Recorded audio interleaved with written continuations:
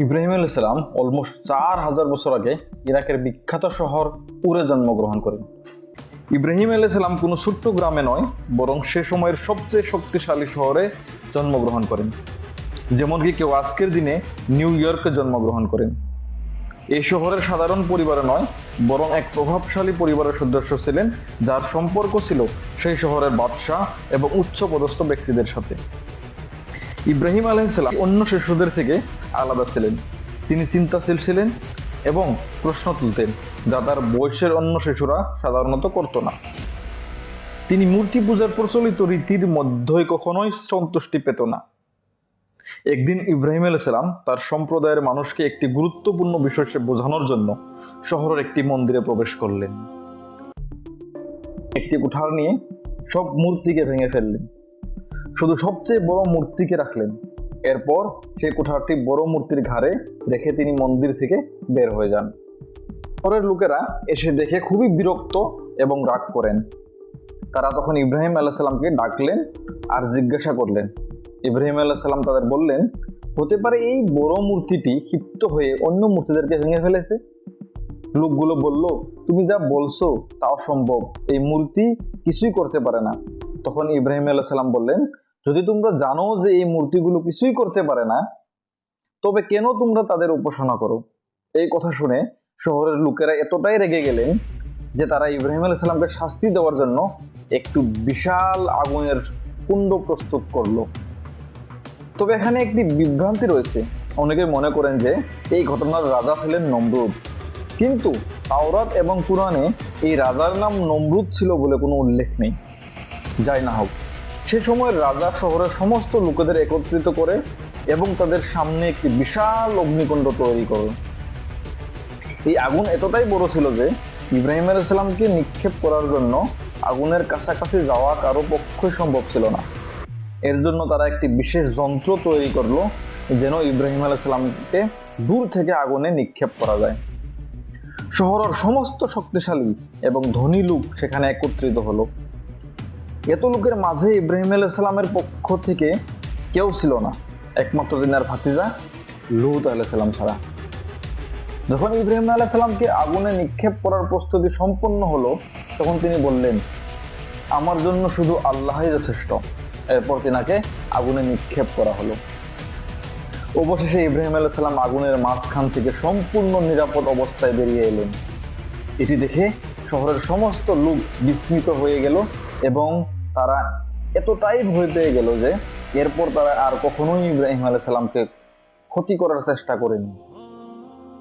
এই ঘটনার কিছুদিন পরে তিনি তার স্ত্রী সারা এবং তার ভাতিজা লূত আলাইহিস সালামকে নিয়ে ফিলিস্তিন, তখনকার নাম কানান, হিজরত করলেন। পরে লূত আলাইহিস সালাম তাদের ছেড়ে অন্য একটি শহরে চলে গেলেন। ইব্রাহিম আলাইহিস সালাম ফিলিস্তিনে স্থায়ী হয়ে যান এবং ধীরে ধীরে একটি স্থিতিশীল জীবন গড়ে তোলেন। তাওরাতে উল্লেখ আছে যে ইব্রাহিম আলাইহিস সালামের তখন একসঙ্গে 300 জনেরও বেশি কর্মচারী ছিল। তবে এত সম্পদ ও প্রাচুর্যের পরেও তিনার কোনো সন্তান ছিল না।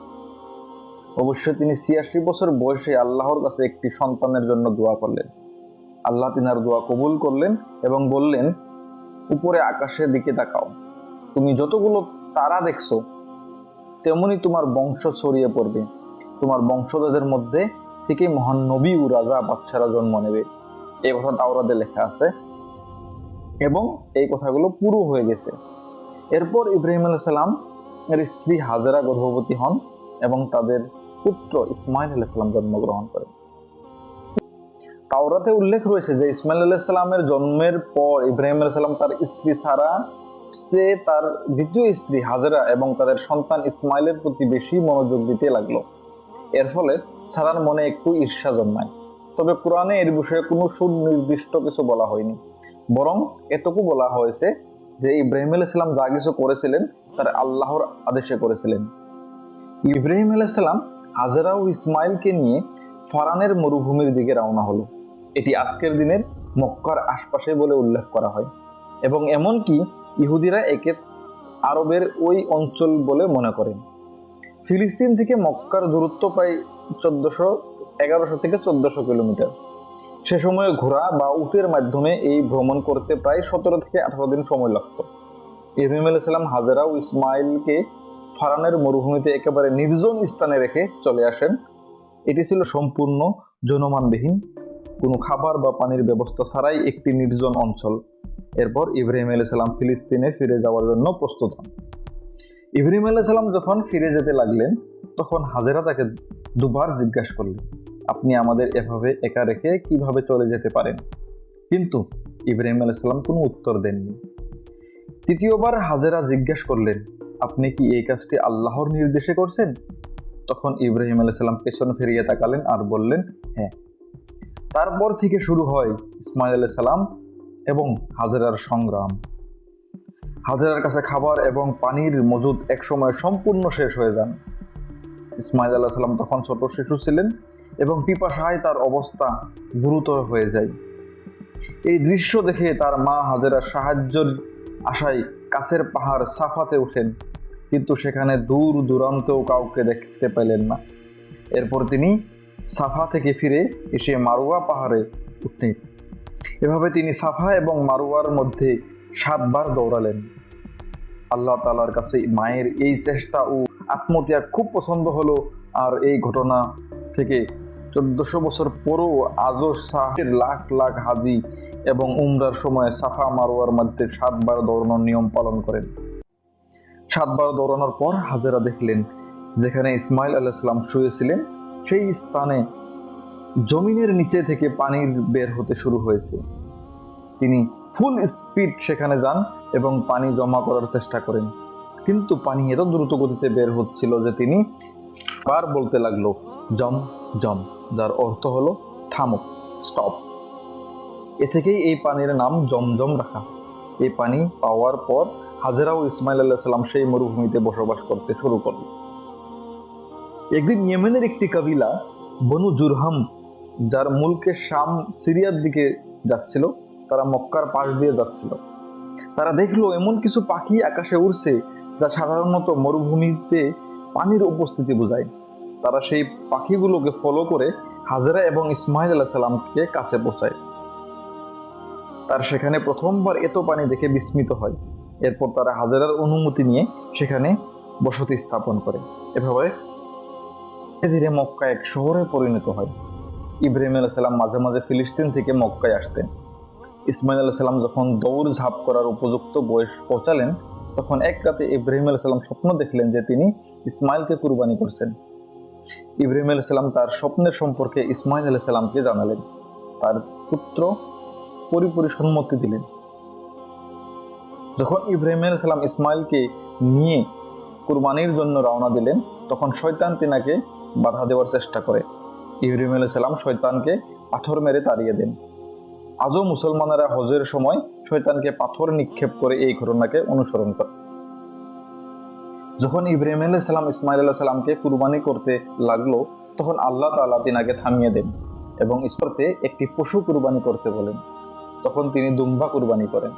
তিনার এই কুরবানি কিয়ামত পর্যন্ত একটি উদাহরণ হয়ে থাকবে।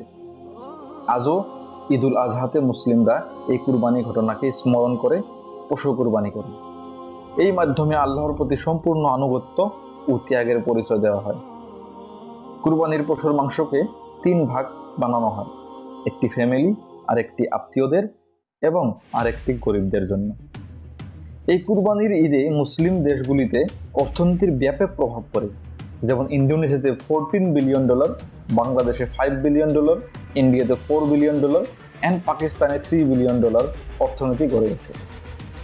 কুরবানির বহু বছর পর ইব্রাহিম আলাইহিস সালাম আবার মক্কায় আসেন এবং ইসমাইল আলাইহিস সালামের সঙ্গে কাবার ঘর নির্মাণ করেন। কাবা ঘর নির্মাণের সময় আল্লাহ তাআলা জান্নাত থেকে একটি বিশেষ পাথর প্রেরণ করেন, যা হজরে আসওয়াদ নামে পরিচিত।